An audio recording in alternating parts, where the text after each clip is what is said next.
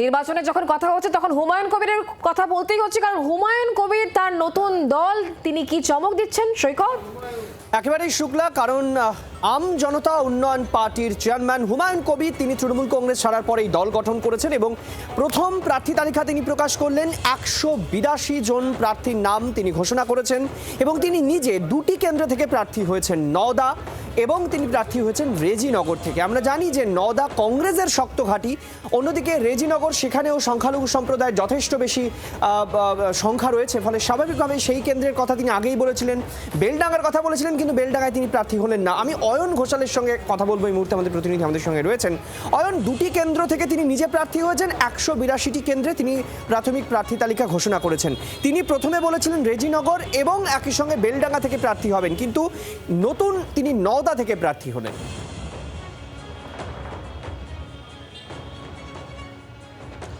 এর থেকেও যেটা গুরুত্বপূর্ণ বিষয় সেটা হচ্ছে হুমায়ুন কবিরের সঙ্গে এখন দলের থেকে ব্যক্তি রাজনৈতিক সমীকরণটা গুরুত্ব পাচ্ছে।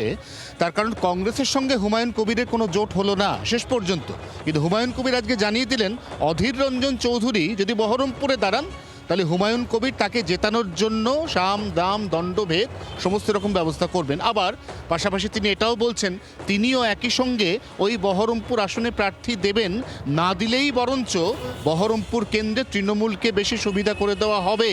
অর্থাৎ হুমায়ুন কবিরের রাজনৈতিক অবস্থান এবং ব্যক্তি সম্পর্কের অবস্থানের মধ্যে একটু হলেও জটিলতা রয়ে গেল।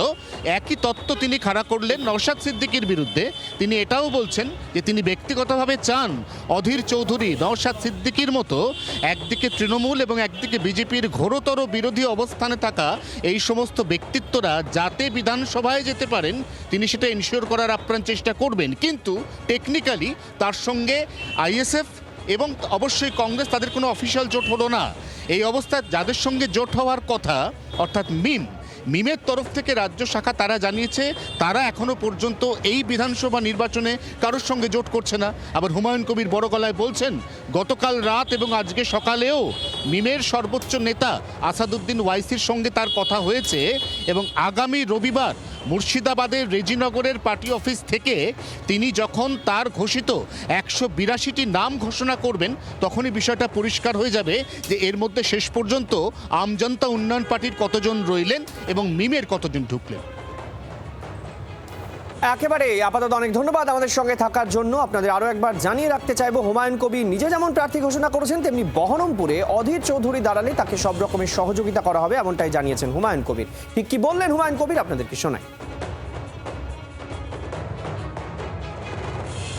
অধীর চৌধুরী দাঁড়াচ্ছে, আমি বলেছি প্রকাশ্যই যে বহরমপুরে অধীর চৌধুরী কন্টেস্ট করলে তাকে জিতানোর জন্য আমার তরফ থেকে সর্বোচ্চ সহযোগিতা পাবে বা করবে।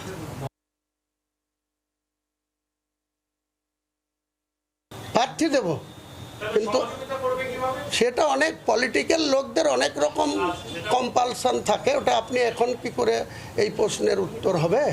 প্রার্থী দিলে যতটা সহজ হবে, না দিলে একটু কঠিন হবে। আমিও 43 বছর পলিটিক্স করছি, মুর্শিদাবাদ জেলায় কার কোথায় অঙ্ক আছে, কোন অঙ্কে কাকে ঘায়েল করতে হবে আমাকে খেলতে দিন না আমার মতো করে। আমি হুমায়ুন কবির 70 রেজিনগর এবং 74 নওদা দুটো কেন্দ্র থেকে কন্টেস্ট করব।